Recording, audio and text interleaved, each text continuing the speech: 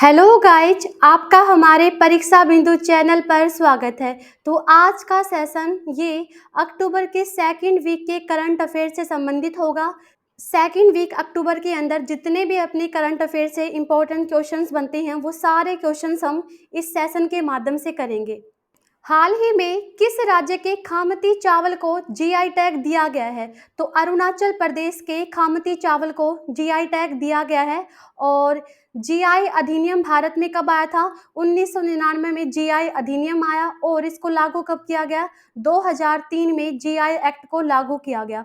और भारत का प्रथम प्रोडक्ट कौन सा है जिसको जीआई टैग मिला था? दार्जिलिंग की चाय, ये भारत का प्रथम प्रोडक्ट है जीआई टैग प्राप्त करने वाला। किस राज्य से संबंधित है दार्जिलिंग चाय?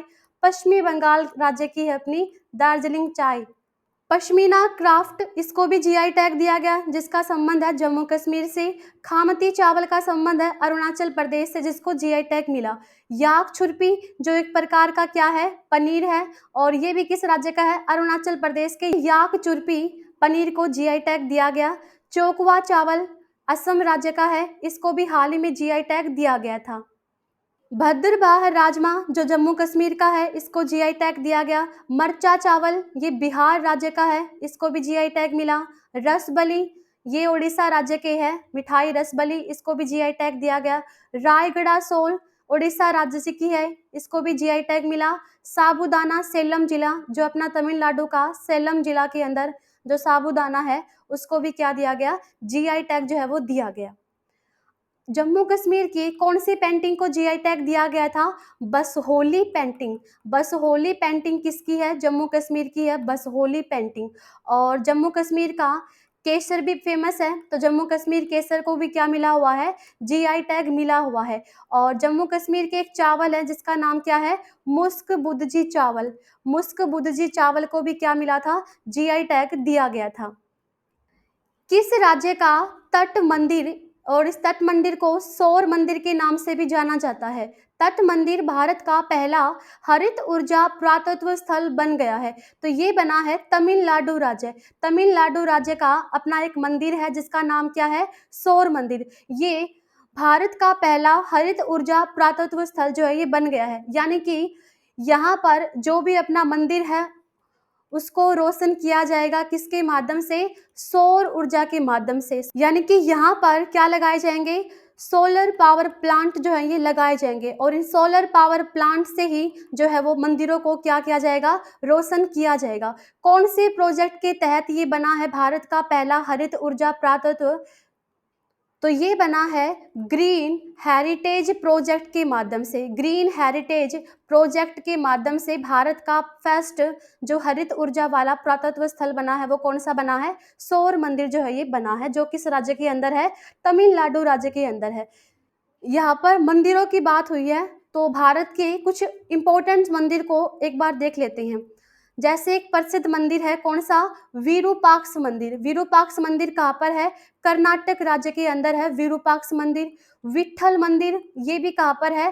तो विट्ठल मंदिर भी है अपना कर्नाटक राज्य के अंदर, हम्पी में ये पड़ता है विट्ठल मंदिर। और एक मंदिर है मीनाक्षी मंदिर। मीनाक्षी मंदिर कहाँ पर है? मदुरई। और मदुरई किसका शहर है? अपना तमिलनाडु राज्य का शहर है जिसको क्या कहा जाता है? मंदिरों का शहर कहा जाता है मदुरई को। यहाँ पर मीनाक्षी मंदिर है। तमिलनाडु के अंदर एक प्रसिद्ध मंदिर है जिसका नाम क्या है? रामनाथ स्वामी मंदिर। रामनाथ स्वामी मंदिर ये भारत में कहाँ पर पड़ता है? तमिलनाडु के अंदर है। और एक रंगनाथ स्वामी मंदिर भी है, ये भी कहाँ पर है? रंगनाथ स्वामी मंदिर भी पड़ता है तमिलनाडु के अंदर। और तमिलनाडु में एक प्रसिद्ध मंदिर है जिसका नाम क्या है? बृहदेश्वर मंदिर। बृहदेश्वर मंदिर ये भारत में कहाँ पर पड़ता है? तमिलनाडु के राज्य के अंदर। और तमिलनाडु में भी कहाँ पर? तंजावुर जिले में, तंजावुर जिले के अंदर पड़ता है बृहदेश्वर मंदिर। वेंकटेश्वर मंदिर कहाँ पर है? तो वेंकटेश्वर मंदिर है कहाँ पर? आंध्र प्रदेश के अंदर है वेंकटेश्वर मंदिर। काशी विश्वनाथ वो पड़ता है अपना वाराणसी के अंदर। अमर गुफा मंदिर ये अपना जम्मू कश्मीर में है। और एक प्रसिद्ध मंदिर है कौन सा? सोमनाथ मंदिर, ये कहाँ पर है? गुजरात राज्य के अंदर है सोमनाथ मंदिर। वैष्णो देवी मंदिर अपना कहाँ पर है? जम्मू कश्मीर के अंदर। कोणार्क सूर्य मंदिर किस राज्य में है? तो ये पड़ता है उड़ीसा राज्य के अंदर है। कोणार्क सूर्य मंदिर, जगन्नाथ मंदिर भी अपना उड़ीसा में, और उड़ीसा का एक प्रसिद्ध मंदिर जो कई बार एग्जाम्स में पूछा गया है, लिंगराज मंदिर। लिंगराज मंदिर किस राज्य के अंदर है?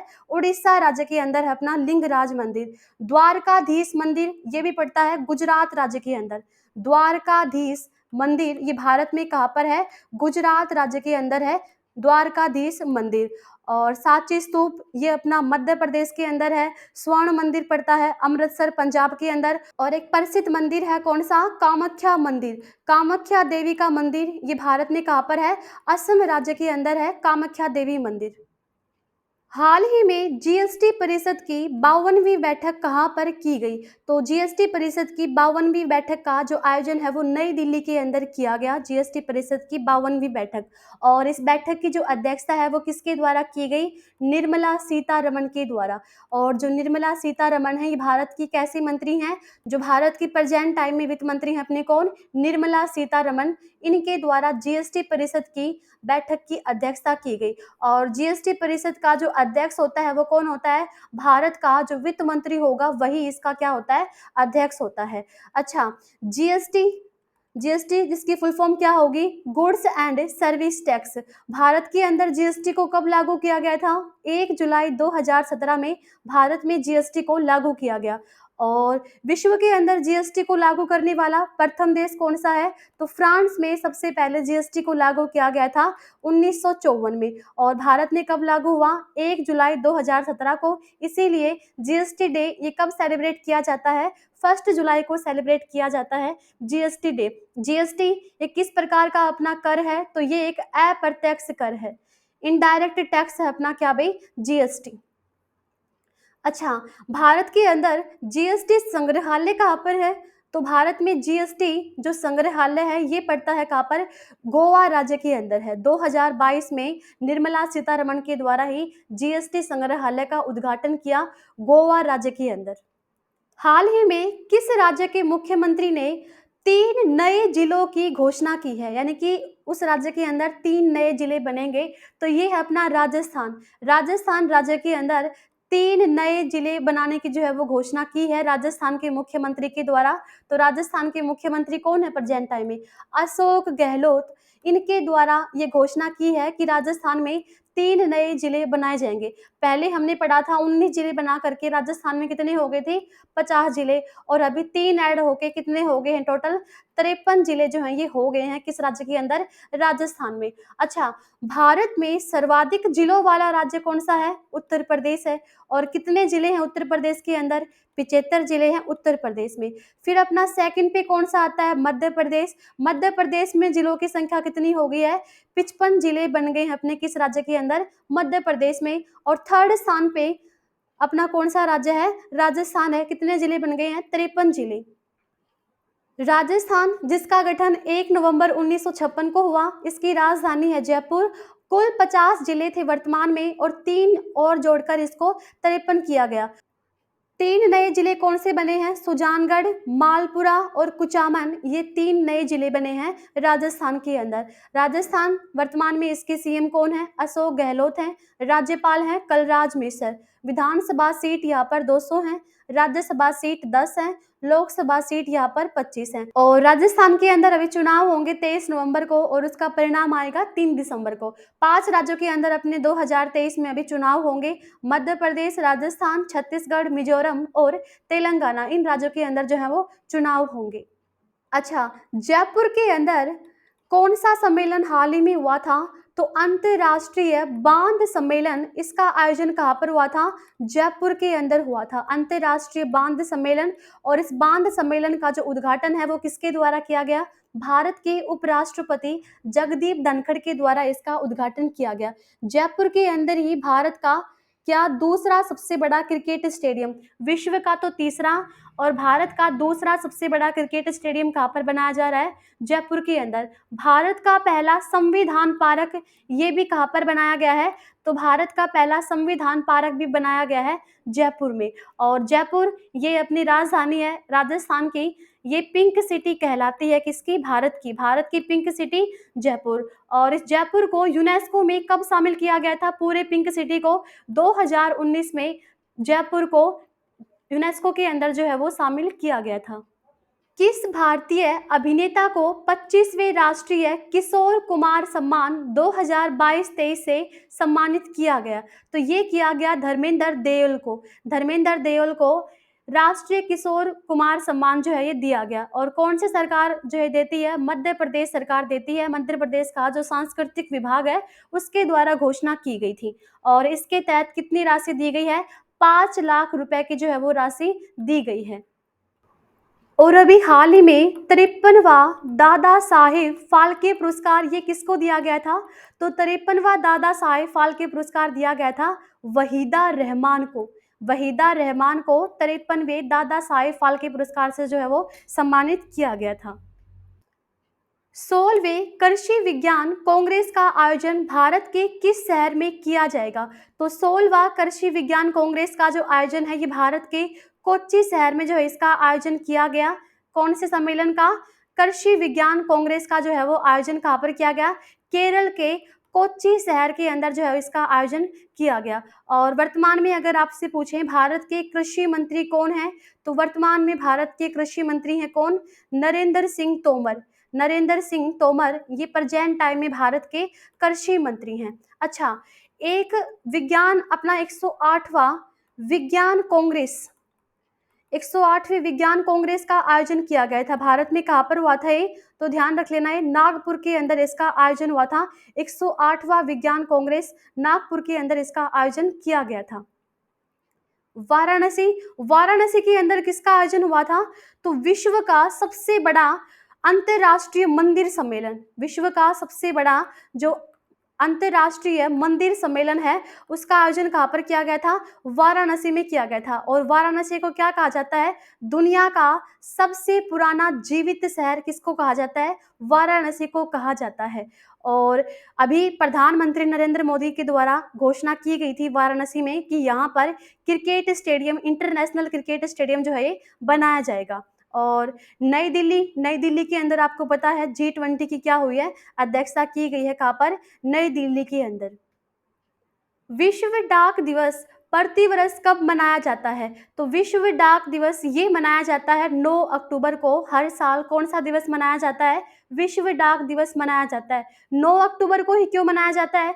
क्योंकि 9 अक्टूबर 1874 को यूनिवर्स पोस्टल यूनियन की स्थापना की गई थी। यूनिवर्स पोस्टल यूनियन की जो स्थापना है वो कब की गई थी? 9 अक्टूबर 1874 को की गई। इसीलिए विश्व डाक दिवस ये कब मनाया जाता है? 9 अक्टूबर को। और भारतीय डाक दिवस कब मनाया जाता है? तो नेशनल पोस्टल डे ये सेलिब्रेट किया जाता है कब? 10 अक्टूबर को मनाया जाता है भारतीय डाक दिवस। और अगर आपसे पूछें कि भारत में आधुनिक डाक प्रणाली का जनक ये किसको कहा जाता है? तो रॉबर्ट क्लाइव को भारत में आधुनिक डाक प्रणाली का क्या कहा जाता है? अभी जनक कहा जाता है। और डाकघर अधिनियम भारत में कब आया था? तो डाकघर अधिनियम ये भारत में आया था कब? 1854 में। और 1854 में किसके समय पर आया था? लॉर्ड डलहौजी के समय पर आया था। और भारतीय डाक विभाग की स्थापना भी कब हुई थी? 1854 में भारतीय डाक विभाग की जो है वो स्थापना की गई थी।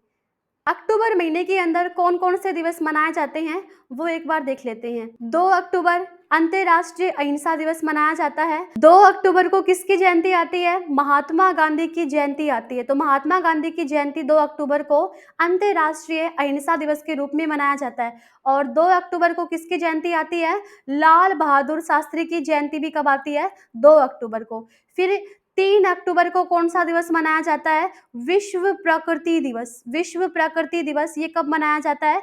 3 अक्टूबर को मनाया जाता है। और 4 अक्टूबर को कौन सा दिवस मनाया जाता है? विश्व पशु कल्याण दिवस। विश्व पशु कल्याण दिवस ये कब सेलिब्रेट किया जाता है? 4 अक्टूबर को। 5 अक्टूबर को गंगा नदी डॉल्फिन दिवस मनाया जाता है। और गंगा प्रोजेक्ट कब आया था? 2009 में गंगा प्रोजेक्ट आया। और गंगा डॉल्फिन को भारत का जलीय जीव कब बनाया गया था? 2009 में ही बनाया गया था। तो 5 अक्टूबर 2022 से एक दिवस मनाया जाता है। कौन सा? गंगा डॉल्फिन दिवस। विश्व शिक्षक दिवस ये भी मनाया जाता है 5 अक्टूबर को। राष्ट्रीय शिक्षक दिवस तो मनाया जाता है 5 सितंबर को। और उससे नेक्स्ट मंथ उसी तारीख को 5 अक्टूबर को मनाया जाता है, विश्व शिक्षक दिवस के रूप में सेलिब्रेट किया जाता है। 8 अक्टूबर भारतीय वायुसेना दिवस मनाया जाता है, क्योंकि 8 अक्टूबर 1932 को भारतीय वायुसेना की क्या हुई थी, स्थापना हुई थी। और अब की बार जो भारतीय वायुसेना दिवस है, ये कहाँ पर सेलिब्रेट किया गया है? प्रयागराज, उत्तर प्रदेश के अंदर इसको सेलिब्रेट किया गया। 9 अक्टूबर विश्व डाक दिवस के रूप में सेलिब्रेट किया जाता है। 10 अक्टूबर राष्ट्रीय डाक दिवस मनाया जाता है। 11 अक्टूबर अंतर्राष्ट्रीय बालिका दिवस के रूप में मनाया जाता है, 11 अक्टूबर। और राष्ट्रीय बालिका दिवस वो कब सेलिब्रेट किया जाता है? 24 जनवरी को राष्ट्रीय बालिका दिवस के रूप में जो है वो सेलिब्रेट किया जाता है। 16 अक्टूबर को विश्व खाद्य दिवस, क्यों? क्योंकि 16 अक्टूबर 1945 को विश्व खाद्य संगठन की स्थापना हुई थी। और जो अपना विश्व खाद्य संगठन है, इसका मुख्यालय कहाँ पर है? रोम। रोम किस देश की राजधानी है? इटली। तो रोम के अंदर मुख्यालय है फूड एग्रीकल्चर ऑर्गेनाइजेशन का। फिर मनाते हैं हम 31 अक्टूबर को कौन सा दिवस? राष्ट्रीय एकता दिवस। किसकी जयंती पर? सरदार वल्लभ भाई पटेल की जयंती पर 31 अक्टूबर को राष्ट्रीय एकता दिवस के रूप में जो है वो सेलिब्रेट किया जाता है। इंदिरा गांधी की पुण्यतिथि ये भी कब आती है? 31 अक्टूबर को। और भारत में 31 अक्टूबर को राष्ट्रीय एकता दिवस के रूप में मनाया जाता है, सरदार वल्लभ भाई पटेल की जयंती के अवसर पर। किस संस्था के द्वारा गगनयान मिशन के लिए मानव रहित उड़ान परीक्षण की तैयारी शुरू की है? तो ये की है भारत के स्पेस एजेंसी, जिसका नाम क्या है? इसरो। और जो गगनयान मिशन है, ये भारत में कैसा मिशन है अपना? मानव रहित मिशन है, मानव रहित अंतरिक्ष मिशन है अपना। कौन सा? गगनयान मिशन। और इसके अंदर जो रोबोट भेजा जाएगा उसका नाम क्या होगा? व्योमित्र। इसके अंदर जो है वो रोबोट भेजा जाएगा।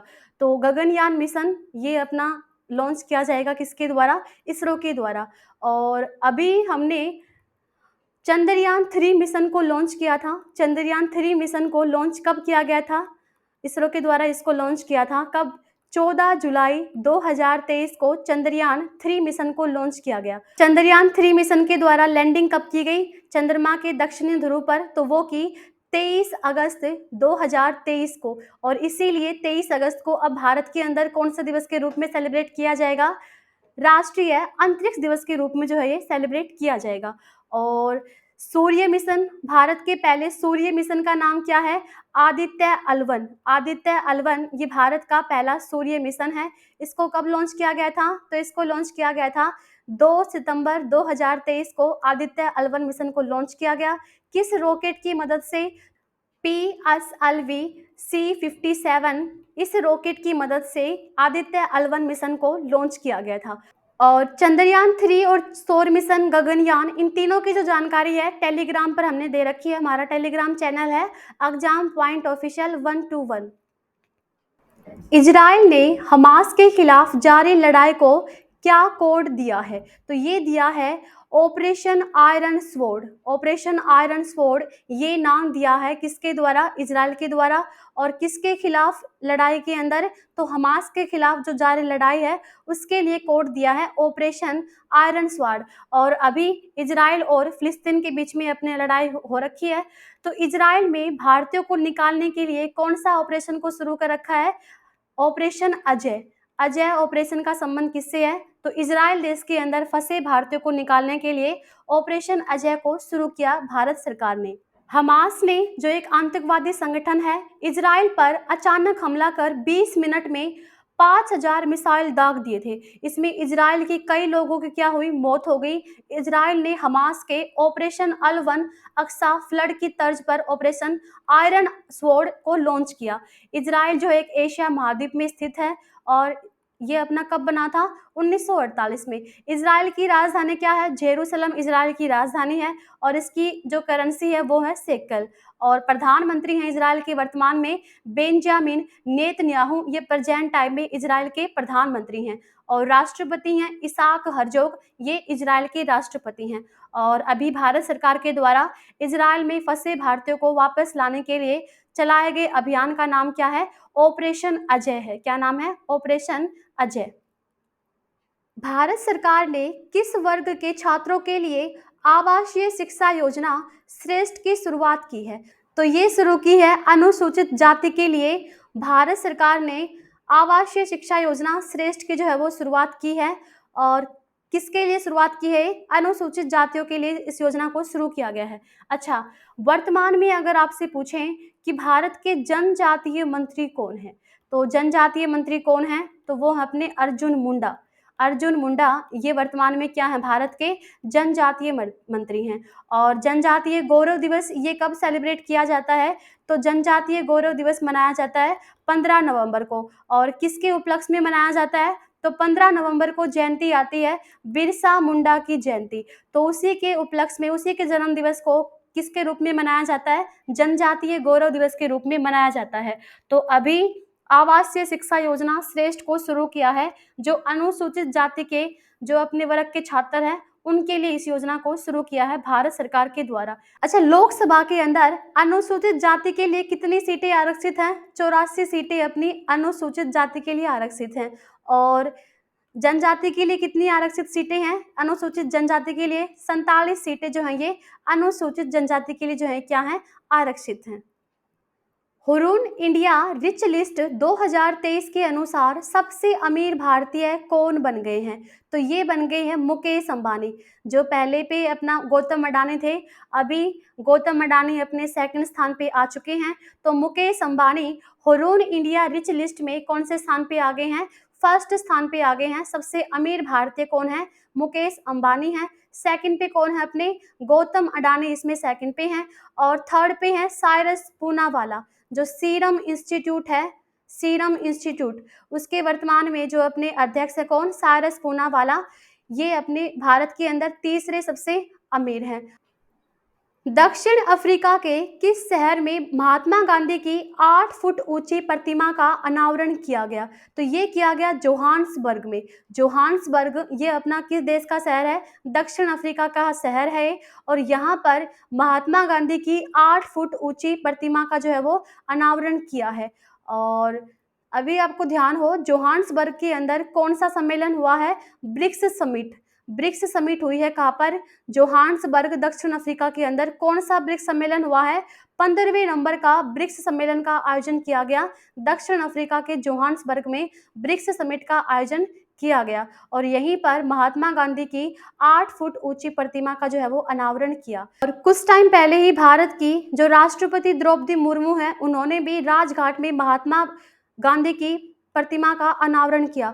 और उस प्रतिमा की हाइट कितनी है? 12 फुट। 12 फुट प्रतिमा का अनावरण किया कहाँ पर? राजघाट पर। राजघाट पर अनावरण किया 12 फुट की प्रतिमा का, जो महात्मा गांधी की है। किसके द्वारा किया गया अनावरण? राष्ट्रपति द्रौपदी मुर्मू के द्वारा जो है इसका अनावरण किया गया था। अच्छा, महात्मा गांधी के जन्म दिवस को हम किसके रूप में सेलिब्रेट करते हैं? अंतर्राष्ट्रीय अहिंसा दिवस के रूप में सेलिब्रेट करते हैं। और इनका जन्म कब होता है? 2 अक्टूबर 1869 को जन्म होता है महात्मा गांधी का। पोरबंदर गुजरात में इनका जन्म हुआ था। और ये दक्षिण अफ्रीका की से कब लौटे थे? अपने 9 जनवरी 1915 को दक्षिण अफ्रीका से लौटे थे कौन? महात्मा गांधी। इसीलिए 9 जनवरी को कौन सा दिवस मनाया जाता है? प्रवासी भारतीय दिवस जो है मनाया जाता है 9 जनवरी को। और अब की बार कौन सा प्रवासी भारतीय दिवस मनाया हमने? 17वां प्रवासी भारतीय दिवस मनाया, जिसका आयोजन कहाँ पर किया गया? तो इंदौर के अंदर 17वां प्रवासी भारतीय दिवस का जो है वो आयोजन किया गया। हाल ही में उत्तर प्रदेश राज्य का कौन सा शहर पहला सौर शहर बनेगा? तो ये बनेगा अयोध्या। अयोध्या ये उत्तर प्रदेश राज्य का पहला सोलर सिटी जो है ये बनेगा अयोध्या शहर। और भारत की फर्स्ट सोलर सिटी कौन सी बनी है? तो वो बनी है सांची। सांची भारत की पहली सोलर सिटी बनी, और जो कहाँ पर है? मध्य प्रदेश के अंदर है। और भारत का फर्स्ट सोलर विलेज कौन सा है? तो भारत का पहला सोलर विलेज है मोढेरा विलेज। और जो मोढेरा गांव है ये कहाँ पर पड़ता है? गुजरात राज्य के अंदर। और अभी उत्तर प्रदेश राज्य का पहला सोलर सिटी बनेगा कौन सा? अयोध्या। और सोलर सिटी बनाने का जो काम है वो किसको दिया गया है? एनटीपीसी जो है वो सोलर सिटी को बनाने का काम करेगा। किस संगीत निर्देशक को 2022-23 के लिए राष्ट्रीय लता मंगेशकर सम्मान से सम्मानित किया गया? तो वो किया गया है उत्तम सिंह को राष्ट्रीय लता मंगेशकर सम्मान से जो है वो सम्मानित किया गया। और जो ये राष्ट्रीय लता मंगेशकर सम्मान है ये मध्य प्रदेश राज्य सरकार के द्वारा दिया जाता है। और अभी घोषणा की है कि जो उत्तम सिंह है, जो एक प्रसिद्ध संगीतकार हैं उत्तम सिंह, इनको राष्ट्रीय लता मंगेशकर सम्मान से सम्मानित किया जाएगा, जिसके तहत कितनी राशि है? 5 लाख रुपए जो है इसके तहत राशि है। और किशोर सम्मान ये किसको दिया गया था? धर्मेंद्र सिंह को जो है ये किशोर सम्मान से भी सम्मानित किया गया, और राष्ट्रीय लता मंगेशकर सम्मान उत्तम सिंह को। और लता मंगेशकर जिनको क्या कहा जाता है? भारत की स्वर कोकिला कहा जाता है लता मंगेशकर को। और लता मंगेशकर को भारत रत्न किस वर्ष में मिला था? 2001 में लता मंगेशकर को भारत रत्न से सम्मानित किया गया था। और 2001 में बिस्मिल्लाह खान को भी किस सम्मान से सम्मानित किया गया था? तो इनको भी भारत रत्न से सम्मानित किया गया था, बिस्मिल्लाह खान जो एक शहनाई वादक थे। अच्छा, लता मंगेशकर से आपको एक नाम याद आना चाहिए, कौन-सा पुरस्कार याद आना चाहिए? दीनानाथ पुरस्कार, लता दीनानाथ पुरस्कार। तो दूसरा लता दीनानाथ पुरस्कार 2023 में ये किसको दिया गया है? आशा भोसले को दिया गया है। और प्रथम जो फर्स्ट लता दीनानाथ पुरस्कार था वो किसको दिया गया था? नरेंद्र मोदी को 2022 में, और 2023 में लता दीनानाथ पुरस्कार से आशा भोसले को सम्मानित किया गया। किस देश ने जलवायु परिवर्तन और परमाणु ऊर्जा पर 2023 अंतर्राष्ट्रीय सम्मेलन की अध्यक्षता की है? यहाँ पर सीधी सी बात है, कोप 28। कोप 28 का जो आयोजन है ये कहाँ पर किया जा रहा है? तो कोप 28 की अध्यक्षता ये किसके पास में है? यूएई के पास में है। और इसका जो आयोजन है कहाँ पर किया गया? सऊदी अरब में। इस सम्मेलन की जो है वो क्या हुई? अध्यक्षता की सऊदी अरब में। और 2022 में कोप 27 हुआ, उसकी मेजबानी किस देश के द्वारा की गई थी? मिस्र देश के द्वारा कोप 27 की जो है वो मेजबानी की गई थी। और कोप 28 अभी इसकी अध्यक्षता किसके द्वारा की गई है? यूएई के द्वारा जो है इसकी अध्यक्षता करने का काम किया गया है।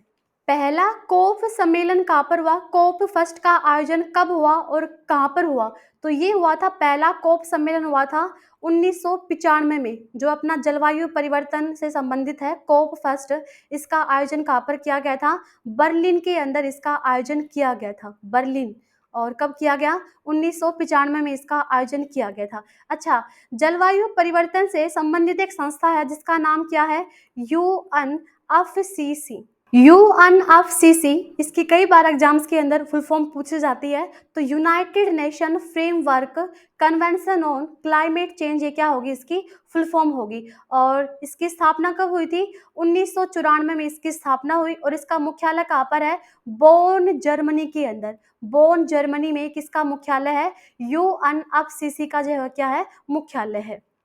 किस राज्य ने गांगटेक डॉल्फिन को राज्य का राजकीय जलीय पशु घोषित किया है? तो ये किया है उत्तर प्रदेश राज्य के द्वारा। जो गांगटेक डॉल्फिन है उसको राज्य का राजकीय जलीय पशु जो है वो घोषित किया है। अच्छा, पंजाब राज्य का जलीय पशु क्या है? तो वो है सिंधु डॉल्फिन। सिंधु डॉल्फिन ये किस राज्य का जलीय जो है अपना जीव है? तो ये है पंजाब राज्य का। और जो सिंधु डॉल्फिन है किस नदी में पाई जाती हैं? व्यास नदी में। व्यास नदी में पाई जाती हैं अपने क्या? सिंधु डॉल्फिन।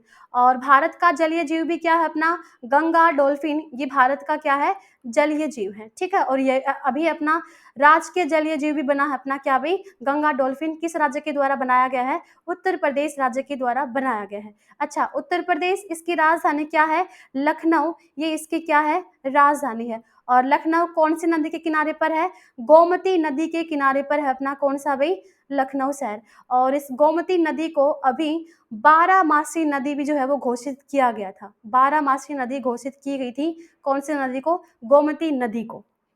किस राज्य में नीरमहल जल महोत्सव का आयोजन किया गया है? तो ये किया जाता है त्रिपुरा राज्य के अंदर। जो नीरमहल है ये पड़ता ही कहाँ पर है? त्रिपुरा में है। त्रिपुरा के अंदर है कौन सा महल? नीरमहल। और यहीं पर नीरमहल जल उत्सव का जो है वो क्या क्या आयोजन किया गया है। अच्छा, त्रिपुरा से एक फेस्टिवल थोड़ा सिमिलर लग सकता है आपको, जिसका नाम क्या है? त्रिशूरपुरम। त्रिशूरपुरम फेस्टिवल ये किस राज्य में सेलिब्रेट किया जाता है? केरल राज्य का है। ये ध्यान रख लेना, त्रिशूरपुरम फेस्टिवल मनाया जाता है कहाँ पर? केरल में। और केरल राज्य के अंदर ये फेस्टिवल है कौन सा? मक्कर विलक्कू फेस्टिवल। मक्कर विलक्कू त्योहार ये भी कहाँ पर मनाया जाता है? केरल राज्य के अंदर जो है सेलिब्रेट किया जाता है। एक त्योहार है थाईपुसम फेस्टिवल। थाईपुसम फेस्टिवल मनाया जाता है कहाँ पर? तमिलनाडु राज्य के अंदर मनाया जाता है थाईपुसम फेस्टिवल। और असम राज्य के अंदर एक फेमस मंदिर है जिसका नाम क्या है? कामाख्या देवी मंदिर। और इस कामाख्या देवी मंदिर के अंदर कौन-सा दिवस मनाया जाता है? तो वांचुआ फेस्टिवल।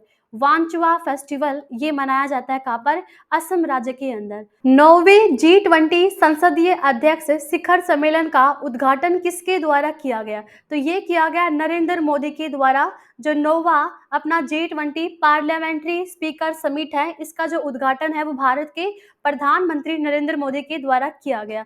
और G20 आपको पता है 2023 में इसकी अध्यक्षता कौन कर रहा है? भारत इसकी जो है वो अध्यक्षता कर रहा है। कौन से नंबर का है G20 सम्मेलन अपना? 18वें नंबर का जो है G20 सम्मेलन है। अच्छा, पहला G20 सम्मेलन का आयोजन कहाँ पर किया गया था? अमेरिका के अंदर पहले G20 सम्मेलन का आयोजन किया गया। कब किया गया था? 2008 में पहले G20 सम्मेलन का आयोजन किया गया। और अब की बार कौन कर रहा है 2023 में? भारत कर रहा है। 2024 में G20 की अध्यक्षता किस देश के द्वारा की जाएगी अपनी ये? ब्राज़ील देश के द्वारा। तो 2024 में ब्राज़ील G20 की क्या करेगा? अध्यक्षता करेगा। अच्छा, G20 के अंदर अभी एक नया ग्रुप भी शामिल हुआ है। इसके अंदर 19 तो पहले देश थे अपने और एक अपना क्या है? यूरोपीय संघ था। लेकिन इसके अंदर अभी एक नया भी संघ जोड़ा गया है। कौन-सा? अफ्रीकन संघ। अफ्रीकन संघ ये जोड़ा गया है किसके अंदर? G20 के अंदर। और अफ्रीकन संघ के अंदर टोटल कंट्रीज़ कितनी आती हैं? 55 देश हैं अपने किस संघ के अंदर? अफ्रीकन संघ। तो प्रेजेंट टाइम में अब ये G20 से क्या बन चुका है अपना? G21 बन चुका है, जिसके अंदर 2 तो क्या है? संघ हैं। एक तो है यूरोपीय संघ और दूसरा क्या है? अपना अफ्रीकन संघ है। और देश कितने हैं इसके अंदर? 19 देश हैं। अगर आपसे पूछे क्या G20 में पाकिस्तान है? तो पाकिस्तान नहीं है। क्या G20 में अफ़गानिस्तान है? अफ़गानिस्तान भी नहीं है। भारत है? तो बिल्कुल है भारत तो इसके अंदर G20 में। और अब की बार आयोजन भी कहाँ पर हो रहा है?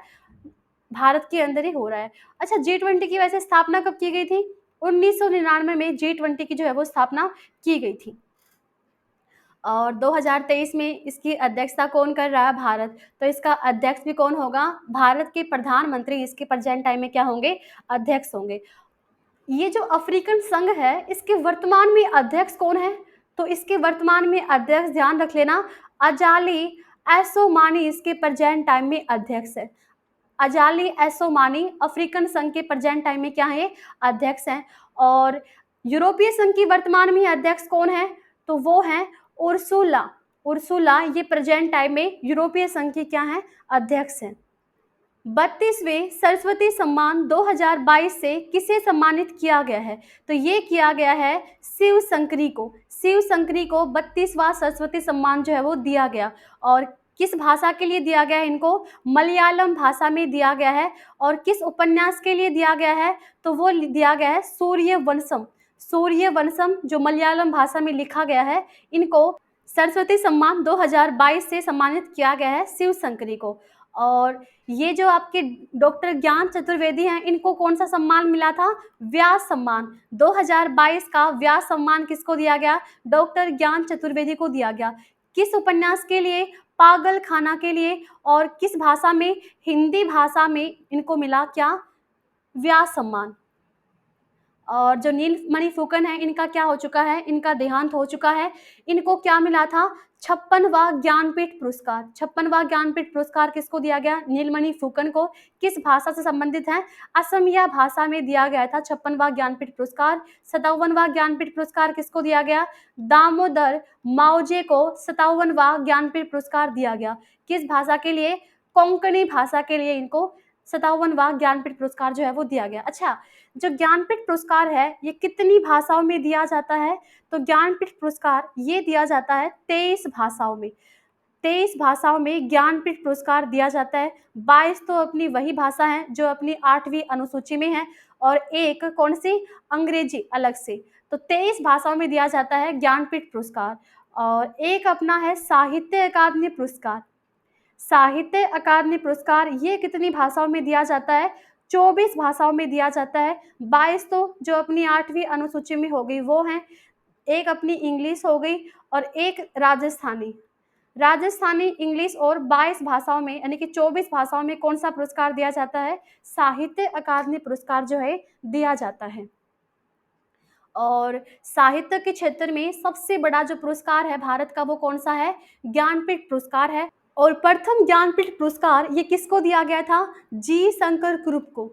जी शंकर कुरुप को प्रथम ज्ञानपीठ पुरस्कार से सम्मानित किया गया था। किस भाषा के लिए? मलयालम भाषा के लिए इनको दिया गया था। सरस्वती सम्मान 32वां किसको दिया गया है? शिवशंकरी को तमिल संस्मरण के लिए दिया गया है, सूर्यवंशम के लिए। और ये जो सरस्वती सम्मान है, ये कौन देता है? के बिड़ला फाउंडेशन के द्वारा ये दिया जाता है। और स्थापना कब हुई थी इसकी? 1991 में। और इसके तहत कितनी राशि दी जाती है? 15 लाख रुपए इसके तहत राशि दी जाती है। पहला जो अपना सरस्वती सम्मान है, ये किसको दिया गया था? हरिवंश राय बच्चन को 1991 में। और 4 खंडों में आत्मकथा के लिए इनको दिया गया था हिंदी के क्षेत्र में। और के बिड़ला फाउंडेशन के द्वारा ही कौन-सा सम्मान दिया जाता है? व्यास सम्मान भी किसके द्वारा दिया जाता है? के बिड़ला फाउंडेशन के द्वारा ही दिया जाता है। 30वां सरस्वती सम्मान शरण कुमार लिम्बाले को लिए मिला। 31वां मिला प्रोफेसर रामदरस मिश्र को। विश्व कप क्रिकेट में सर्वाधिक 7 शतक लगाने वाले बल्लेबाज कौन बन गए हैं? तो ये बने हैं रोहित शर्मा। रोहित शर्मा विश्व कप वर्ल्ड कप क्रिकेट में सर्वाधिक 7 शतक लगाने वाले जो बल्लेबाज हैं, वो कौन बने हैं? रोहित शर्मा बने हैं। और विश्व कप क्रिकेट इसकी मेजबानी कौन कर रहा है? भारत अब की बार इसकी मेजबानी कर रहा है। कौन से भी नंबर का विश्व कप है? 13वें नंबर का विश्व कप है, जिसके आयोजन कहाँ पर किया जा रहा है? भारत के अंदर इसका आयोजन किया जा रहा है। और इसका एम्बेसडर किसको बनाया गया था? शाहरुख खान को इसका एम्बेसडर बनाया गया, ब्रांड एम्बेसडर। और ग्लोबल एम्बेसडर किसको बनाया गया है? सचिन तेंदुलकर को विश्व कप क्रिकेट का ग्लोबल एम्बेसडर जो है वो बनाया गया, सचिन तेंदुलकर को। ग्लोबल हैंगर इंडेक्स 2023 में भारत की रैंक क्या है? तो भारत की रैंक रही है ग्लोबल हैंगर इंडेक्स में 111वीं रैंक रही है। किस देश की? अपने भारत की। और ये जो 111वीं रैंक है, यानी कि यहाँ पर अपनी भुखमरी क्या है? बहुत ज़्यादा है भारत के अंदर। और वही पाकिस्तान के बारे में बात करें तो पाकिस्तान की जो कंडीशन है भुखमरी के अंदर भारत से सही है। पाकिस्तान आता है इसके अंदर 102वें स्थान पे। और श्रीलंका, जहाँ पर पिछली साल आपको पता है ना, 2 साल के अंदर आर्थिक कंडीशन काफ़ी खराब थी श्रीलंका के अंदर। तो श्रीलंका कौन से स्थान पे रहा है? 60वें स्थान पे रहा है ग्लोबल हैंगर इंडेक्स में। भारत से काफ़ी बेहतरीन है कंडीशन श्रीलंका की। ग्लोबल हैंगर इंडेक्स भुखमरी सूचकांक जो है, इसकी शुरुआत हुई थी 2006 में। इसमें टोटल देश हैं 125, इसमें टोटल देश हैं। जारी किया जाता है ये concern world wide world hanger हिल्फ के द्वारा इसको जारी किया जाता है। और इसके गणना की जाती है 4 संकेतों के आधार पर: अल्प पोषण, चाइल्ड वेस्टिंग, चाइल्ड स्टंटिंग और बाल मृत्यु दर पर इसकी रिपोर्ट को जो है वो तैयार किया जाता है। भारत की रैंक 2023 में 111वीं रही। और जीएचआई स्कोर बहुत ही खराब रहा, 28.7। 2022 में भारत की रैंक थी 107वीं, 2021 में थी 101 और अभी 2023 में काफ़ी खराब स्थिति आ गई है। तो ये है कौन सी? 111वीं। इस पे टॉप पे अपने 5 देश हैं। बेलारूस इसमें प्रथम स्थान पे है, 5 से कम स्कोर है इसका। बोस्निया हर्जेगोविना ये एक ही देश है, ये सेकंड स्थान पे रहा। चिली तीसरे स्थान पे, चाइना 4th पे और क्रोएशिया 5वें स्थान पे।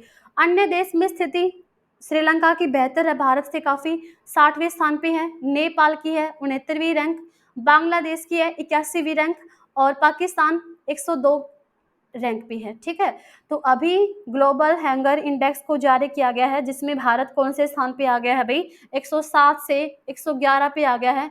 यहाँ पर सूचकांक के बारे में बात हुई है, एक बार सूचकांक के बारे में बात करते हैं। जैसे एक सूचकांक है world press index. World press index में भारत कौन से स्थान पे आता है?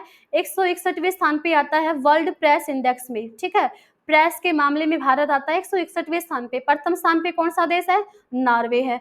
और वही बात करें हम खुशहाली सूचकांक में, भारत कौन से स्थान पे आता है? 126वें स्थान पे आता है खुशहाली सूचकांक में। प्रथम स्थान पे फिनलैंड है। 126वें स्थान पे भारत कौन सा स्थान रखता है? विश्व शांति सूचकांक में भारत कौन से स्थान पे आता है? 126वें पे। विश्व शांति सूचकांक में पहले स्थान पे कौन सा देश है? आइसलैंड है। और 127वें स्थान पे भारत किसके अंदर है? ग्लोबल जेंडर गैप इंडेक्स में भारत 127वें स्थान पे है। और ग्लोबल जेंडर गैप इंडेक्स में प्रथम स्थान पे कौन सा देश है? तो वो है कौन सा, आइसलैंड इसमें प्रथम स्थान पे है। 2023-24 की पहली छमाही में भारत की बिजली खपत 8% बढ़कर हो गई है और 847 अरब यूनिट हो गई है भारत की पहली छमाही में भारत में बिजली की खपत। सामिया सुलू हसन तंजानिया की राष्ट्रपति 4 दिन की भारत यात्रा पर नई दिल्ली पहुंची थी और यहाँ पर JNU जवाहरलाल नेहरू यूनिवर्सिटी के द्वारा इनको मानद उपाधि से भी जो है वो सम्मानित किया गया है। तो काफी इंपॉर्टेंट हो जाती है। सामिया सुलू हसन किस देश की राष्ट्रपति हैं, तंजानिया देश की राष्ट्रपति हैं।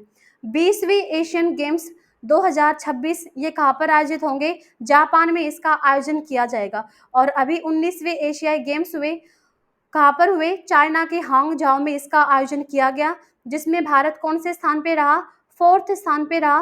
कितने मेडल के साथ में, 107 मेडल के साथ में। नोकिया ने बेंगलुरु में भारत 6G विजन में योगदान देने हेतु पहली 6G लैब लॉन्च की है। किसके द्वारा, नोकिया कंपनी के द्वारा। नोकिया किसकी कंपनी है, फिनलैंड देश की कंपनी है नोकिया, और इसने बेंगलुरु में भारत 6G विजन के तहत पहले 6G लैब को जो लॉन्च किया है। रामास्वामी अन को general insurance corporation of India के नए अध्यक्ष और एमडी के तौर पे नियुक्त किया है। भारत को लगातार तीसरी बार एशिया प्रशांत institute for broadcasting development general conference का क्या चुना है, अध्यक्ष चुना है। कौन सी बार, तीसरी बार इसको चुना गया है, AIBD का अध्यक्ष चुना गया है भारत को। महाराष्ट्र राज्य सरकार ने लेक लड़की यानी प्यारी बेटी योजना को शुरू किया है और किसके लिए शुरू किया गया है, लड़कियों को आर्थिक सहायता देने के लिए जो इसको शुरू किया, लेक लड़की योजना को शुरू किया महाराष्ट्र राज्य के द्वारा। और महाराष्ट्र के सीएम कौन है प्रेजेंट टाइम में, एकनाथ शिंदे, ये प्रेजेंट टाइम में महाराष्ट्र के मुख्यमंत्री हैं। IMF इंटरनेशनल मॉनिटरिंग फंड ने भारत की फाइनेंशियल ईयर 24 में GDP वृद्धि का अनुमान बढ़ाकर कितना किया है, तो ये किया है 6.3 रहने का अनुमान लगाया है। किसके द्वारा, IMF के द्वारा। IMF इंटरनेशनल मॉनिटरिंग फंड स्थापना कब हुई थी, 1944 में। मुख्यालय कहाँ पर, इसका वॉशिंगटन DC के अंदर जो इसका मुख्यालय है। और IMF की वर्तमान में अध्यक्ष कौन है, क्रिस्टीना जॉर्जिया ये वर्तमान में क्या है, IMF की अध्यक्ष है। और इसकी प्रथम जो अपनी उपाध्यक्ष है IMF की, वो कौन है, गीता गोपीनाथ, ये IMF की प्रेजेंट टाइम में उपाध्यक्ष है। और इसके वर्तमान में आर्थिक सलाहकार, ध्यान रख लेना, IMF के वर्तमान में जो आर्थिक सलाहकार हैं वो कौन है, तो वो हैं पियरे ओलिवियर, ये वर्तमान में IMF के आर्थिक सलाहकार हैं। पहले होती थी गीता गोपीनाथ, लेकिन प्रेजेंट टाइम में गीता गोपीनाथ क्या बन चुकी हैं, IMF की उपाध्यक्ष जो है ये बन चुकी हैं। ठीक है। भारत का राजकोषीय घाटा, फिस्कल डेफिसिट बढ़कर कितना हो गया है, 6.42 ट्रिलियन ये रुपए हो गया भारत का फिस्कल डेफिसिट। उत्तराखंड सरकार ने स्वरोजगार को बढ़ाने के लिए युवा यू खंड ऐप को लॉन्च किया है। गुवाहाटी असम में पूर्वोत्तर का पहला defence tech show East Tech शुरू किया गया। ब्लॉक स्तर पर प्रदूषण मापने के लिए सेंसर लगाने वाला देश का पहला राज्य है, वो बन गया कौन सा, बिहार राज्य। ब्लॉक स्तर पर प्रदूषण मापने के लिए सेंसर लगाने वाला भारत का प्रथम राज्य बिहार बन गया है। अमेरिका के न्यू जर्सी में भारत के बाहर सबसे बड़े हिंदू मंदिर स्वामी नारायण अक्षरधाम का जो है वो क्या किया गया है, उद्घाटन किया गया है। कहाँ पर, अमेरिका के न्यू जर्सी, लेकिन भारत के बाहर ये सबसे बड़ा हिंदू मंदिर है अपना कौन सा, स्वामी नारायण अक्षरधाम मंदिर का जो है वो उद्घाटन किया है न्यू जर्सी में। तो ये था अपना आज का सेशन जो संबंधित था किससे, अक्टूबर के सेकंड वीक के करंट अफेयर से। आई होप आप सभी को आज का सेशन अच्छा लगा होगा। अगर आपको हमारा कंटेंट और हमारा सेशन पसंद आता है तो आप हमारे वीडियो को लाइक कीजिए और अपने दोस्तों के साथ में ज़्यादा से ज़्यादा शेयर कीजिए और हमारे परीक्षा बिंदु चैनल को सब्सक्राइब कीजिए।